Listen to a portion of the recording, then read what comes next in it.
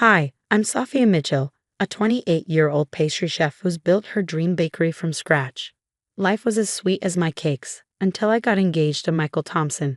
That's when everything turned sour, thanks to his mother, Barbara. From the very beginning, Barbara made her presence known. "Darling, you really should use less vanilla in your recipes," she said during her first visit to my bakery, as if she were some sort of expert. Customers these days prefer a more sophisticated taste. I was elbow deep in wedding cake batter at the time, trying to hold back my frustration. Her critique of my award-winning recipe was unwelcome, but I managed a polite smile. "Your cakes are lovely, dear, but they lack that special Thompson family touch," she added with a condescending tilt of her head. "My recipes have won 3 local baking competitions," I replied, keeping my voice steady. "Oh, how cute," she said. "I remember when I ran my restaurant, before I sold it, of course." What she didn't mention was that her restaurant hadn't been sold, it had been shut down. I wouldn't learn that little detail until much later. Things escalated when my best friend and business partner, Lisa, rushed into the bakery one afternoon, breathless with gossip. "Sophia, you won't believe what Barbara's sister Jennifer just told me. Barbara's been telling everyone at the country club that your bakery uses box mixes." "She what?" I sputtered. "Just ignore her. My brother Tom advised over lunch that week. But as your lawyer, and your brother, I'm telling you, there's something off about that woman." Tom wasn't wrong. Wedding planning turned into a battlefield. "The reception must be at the Windsor Hotel," Barbara declared during a planning meeting. "But Michael and I already chose the garden venue," I countered. "The Windsor has history." "Robert, tell her about the history," Barbara snapped, turning to Michael's father. Robert mumbled something incoherent into his coffee cup, looking like he wanted to disappear. "The garden venue is perfect for us, Mom," Michael said, though his voice lacked conviction. Then came the cake drama. I was in my kitchen, sketching the design for my dream wedding cake, when Barbara barged in with her sister Jennifer in tow. "Here it is, the Thompson family cake recipe," Barbara announced, thrusting a yellowed piece of paper at me. "5 generations of brides have used it." "Thank you, Barbara, but I've already designed our cake." "But it's tradition," Jennifer chimed in. "Every Thompson bride." "I'm a professional baker," I interrupted, holding my ground. "I'll be making my own wedding cake." "Michael won't be pleased," Barbara said, her smile as sharp as a knife. "He grew up expecting his bride to honor our traditions." "He'll love it," I said firmly. "He loves my baking." "We'll see about that, won't we?" she said, her smile never reaching her eyes. Little did I know, refusing that recipe was just the beginning. Barbara's interference soon took a darker turn, one I never could have imagined. It happened so fast. I felt her hands on my back, and then suddenly I was falling. My body twisted instinctively, trying to protect the wedding cake I was carrying. The stairs felt endless. Pain shot through my wrist like fire, and the world spun wildly around me. The emergency room was a blur of lights and questions. Michael arrived eventually, but instead of concern, his face showed something closer to annoyance. "Mom says you were being careless on the stairs," he said. "Careless? She pushed me," I cried. "Sophia, come on. Mom wouldn't do that." "Why would she?"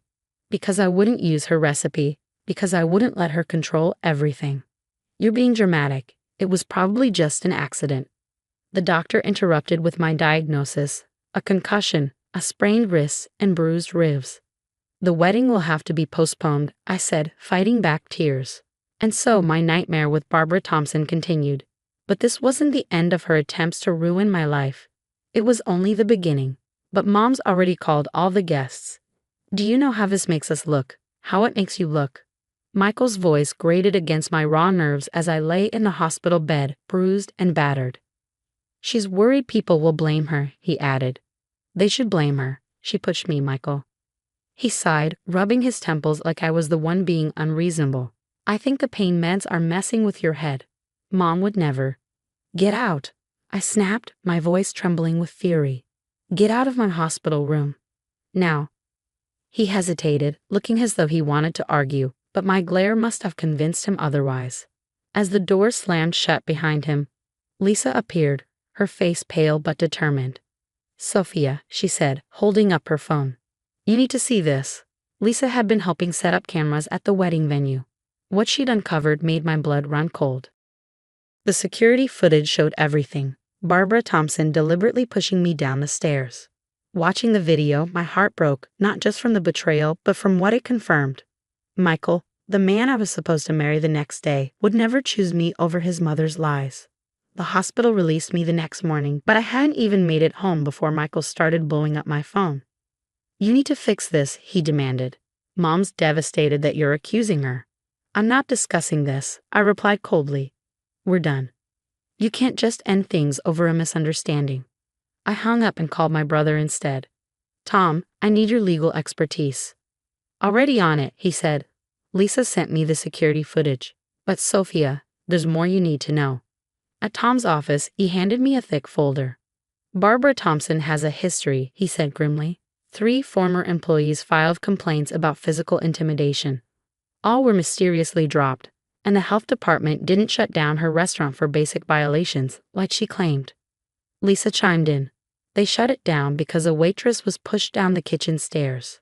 "Sound familiar?" Tom clicked through his computer. "And get this, your bakery's recent bad reviews?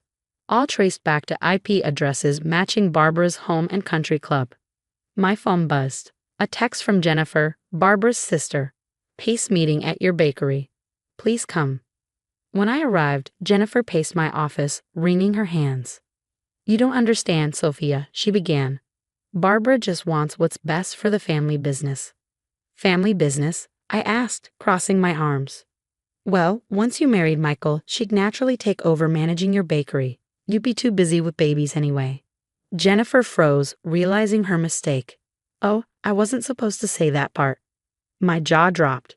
She wasn't just trying to ruin me, she was planning to steal my livelihood. "Not steal," Jennifer stammered. "Just guide. Like she did with that lovely Vietnamese restaurant before yours. They were struggling anyway." "What Vietnamese restaurant?" I demanded. More digging revealed the truth. The restaurant that used to occupy my bakery's location had been systematically destroyed by Barbara. She'd ruined their reputation, then swooped in to buy the space for pennies. The next day, Lisa led me to a coffee shop where 3 women were waiting. "I'm Helen," one said. "Barbara was my mother-in-law too. For 6 months. "Margaret," said another. "She got my catering business blacklisted in 2019. "Kim," the third added. "My family owned the Vietnamese restaurant." Story after story poured out. Barbara's pattern was clear. Target successful women-owned businesses, destroy them, then take over. "She's been doing this for years," Helen said. "But we were all too scared or ashamed to speak up." "Not anymore," I said, pulling out my phone. "I have security footage, Jennifer's confession, and now your stories. Let's stop her." Kim nodded. "Count me in." I kept all the threatening emails. "Me too," Margaret added, "and photos of the accidents at my venues." Looking around the table at these strong women, I realized something. Barbara had tried to destroy me. Instead, she created an army. The phone call that changed everything came on a Tuesday. The Maxwell Jones wedding. The coordinator began, her voice brimming with excitement. "The biggest social event of the season. We want you to cater it." "Are you sure?" I asked. I heard Barbara Thompson was handling the catering. After what happened at the country club, not a chance. Word had spread fast. The security footage of my fall leaked online, and soon former employees and business owners came forward with their own stories. Lisa burst into the kitchen one day, waving her phone. "Did you see the food critics' review?" she asked, grinning. The headline read, "Rising Phoenix Bakery, Tradition Meets Innovation." Below it was a scathing expose of Barbara's so-called traditional recipes, all stolen from the cooks she bullied. Karma came for Barbara in waves. Jennifer's social circle turned on her, disgusted by her complicity. Barbara's schemes unraveled, and her once untouchable reputation was left in ruins. And me? I wasn't just surviving, I was thriving. Barbara thought she could destroy me. Instead, she made me unstoppable. Michael's restaurant closed before it even opened. No suppliers were willing to work with the Thompson name. Meanwhile, the sweetest moment of poetic justice came when I catered Jennifer's daughter's high-profile wedding. "The cake is exquisite," the bride gushed. "I can't believe Aunt Barbara tried to stop me from hiring you." "Your aunt isn't causing trouble about being uninvited, is she?" I asked. Please, he said, rolling her eyes. After what she did to you and those other women, she's lucky we still acknowledge her at Christmas. Word on the grapevine was that Michael was now working late shifts at a diner. The Thompson family money dried up after Barbara's victims filed lawsuits against her. Last week, I opened my second bakery location, complete with a ribbon-cutting ceremony that made the local news. When a reporter asked me about Barbara, I simply smiled. I'm focused on the future, I said. Some people build themselves up by tearing others down. I build myself up by building amazing cakes. As I was cleaning up after the event, my phone buzzed. A text from Lisa. Barbara just got denied membership at her 4th country club this month. I didn't respond. I didn't need to. Success is the best revenge, and my success was written in buttercream, validated by awards, and measured in the lines of customers waiting for my innovative takes on traditional recipes. They say living well is the best revenge, but living well while your enemies watch their empire crumble. That's even better. What would you do if your mother-in-law pushed you down the stairs and your fiancé chose to defend her? Would you expose toxic family members, even if it meant destroying their reputation? Or would you quietly walk away? Share your thoughts in the comments below. I'd love to hear how you'd handle a situation like this. If you enjoyed this story of standing up to toxic family dynamics and serving a dish of well-deserved justice, don't forget to hit that like button and subscribe to my channel. Your support helps me share more real-life tales of resilience and empowerment.